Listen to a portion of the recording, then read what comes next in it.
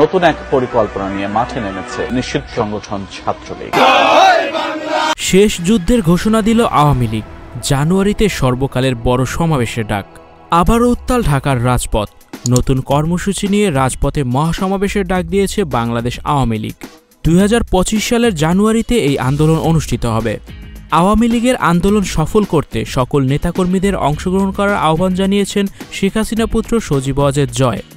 My message for the youth is that vote for the government that has developed this country. তবে কঠোর অবস্থানে রয়েছে বাংলাদেশ আইন শৃঙ্খলা রক্ষাকারী বাহিনী।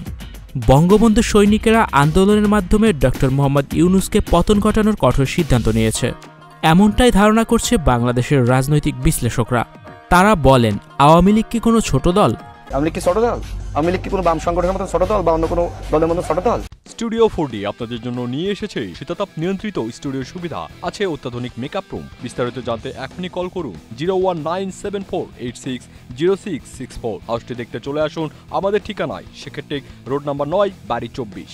আওয়ামী লীগ কি কোনো বাম সংগঠনের মতো ছোট দল বা অন্য কোনো দলের মতো ছোট দল? আওয়ামী লীগ বাংলাদেশের একটি বড় দল। আওয়ামী লীগকে যদি গণহত্যার আগে আপনি সুযোগ দেন, তাহলে আওয়ামী লীগ কালকে এই অন্তর্বর্তীকালীন সরকারকে নামিয়ে দিবে। যে কোনো সময় রাজপথ দখল নিবে বাংলাদেশ আওয়ামী লীগ। আওয়ামী লীগ এরকম একটা দল, আপনি বুঝতে পারবেন না হঠাৎ করে কোন সময় এরা শহরে চলে আসে। এদিকে আওয়ামী লীগের এই চরম দুঃসময়ে পাশে থাকার আহ্বান জানিয়েছে সাবেক তথ্য প্রতিমন্ত্রী মুরাদ হাসান। তিনি বলেন, আমি বঙ্গবন্ধুর আদর্শ গড়া সৈনিক।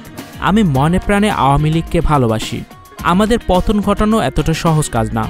আজ সকালে জয় বাংলা স্লোগানে মুখরিত করতে দেখা যায় সাবেক তথ্য প্রতিমন্ত্রী মুরাদ হাসানকে।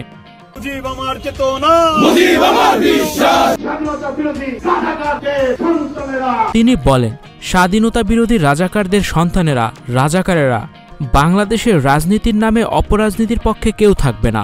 প্রিয় দর্শক, এই বিষয়ে আপনাদের কার কি মতামত জানিয়ে দিন comment box. Icon focus 24 TV, powered by 4D Fourth Dimension। আমাদের চ্যানেলটি সাবস্ক্রাইব করে আমাদের সাথে থাকুন।